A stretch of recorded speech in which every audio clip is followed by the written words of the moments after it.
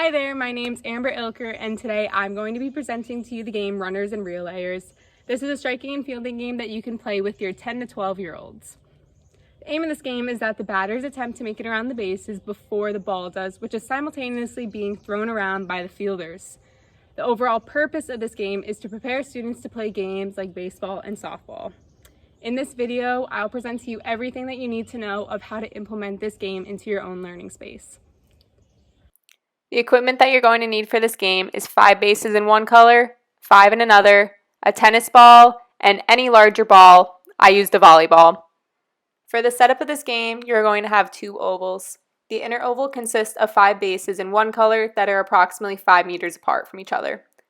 The outer oval consists of 5 more bases in a different color that are about 7 meters apart. The inner and the outer oval bases are approximately 1 meter apart from each other. These measurements can be changed based on the skill level of your students. The inner oval is where the batter on the striking team will be running clockwise.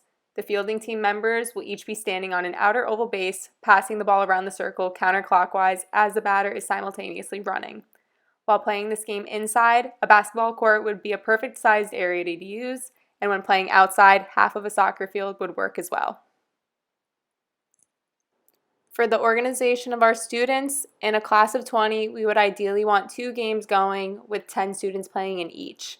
In each game, we'll have 2 teams of 5 where one team will begin batting and the other will be fielding until it is time to rotate. Now for the most important part, the rules of this game. In Build 1, the member of the batting team that is up stands on home plate while the rest of the team's players are lined up behind home plate. On the teacher's signal, the batting player starts running around the bases counterclockwise while the fielding team attempts to field the ball around all of the bases in the opposite direction before the batter returns to home base. If the batter makes it back to home first, their team gets a point. If the ball returns to home base first, the fielding team gets a point. In between each turn, each fielding team member finds a new base. Once each player of the batting team gets a turn, the 2 teams switch roles. It is important to note that the batter needs to step on every base, and fielders need to have at least 1 foot on their base before they throw it to the next player. The major variant that can be implemented in this game is simply adding a second build to it. The batter now throws the ball of their choice, either a tennis ball or a volleyball in my example, which represents striking the ball.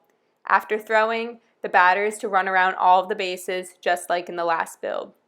A fielder now needs to retrieve the ball, return to their base, and throw the ball around the circle just as they did in Build 1, but instead of getting the ball back to home base, the ball now needs to return to the fielder who retrieved the ball before the batter returns to home. Besides adding the second build, there are many other variations that you can use to make the game more simple and more challenging for your students. To make it easier, you could give the struggling team a head start. For example, if the fielders cannot seem to pass the ball fast enough, allow them to begin passing 2 seconds before the batter begins running. The same could be done for a runner if the fielders seem to be passing the ball much faster than they are able to run around the bases. Additionally, if the fielders are struggling to pass the ball successfully, especially the tennis ball, have them only pass with the larger ball until they get the hang of it. To make it more challenging, you could spread the bases out more so that the runner has to run a greater distance and the fielder has to throw the ball further. You could also have the fielders pass and the batters strike the ball with their non-dominant hand. Other variations can include the amount of time that the game goes on for. You can either set a time limit in which each team can bat for, or you can simply have everybody on the batting team bat once or twice each and then have the 2 teams switch sides. Questioning is a vital component of the instruction of our games as it facilitates learning by setting challenges for our students. Asking questions also helps them develop a deeper understanding of the game. Some key questions to ask your class while playing and after playing Runners and Relayers include, but are not limited to, with the current field setting, where can you strike the ball to successfully score a run? When running, how can you increase your chances of getting around the bases as quickly as possible? Did you feel your reaction time improving as you played the game both as a fielder and a batter? Where is the best place to hit the ball to maximize your running time? What is the advantage of hitting the ball along the ground? And what is the quickest, most effective way for the fielding team to move the ball around the circle? For the teaching points of runners and relayers, safety is of course a major concern, especially because the students are in such close proximity to each other. If you find that the batters are sometimes running into the fielders just as they're stepping on each of the bases, or they just seem to be a little too close, consider spreading the bases out just a bit more.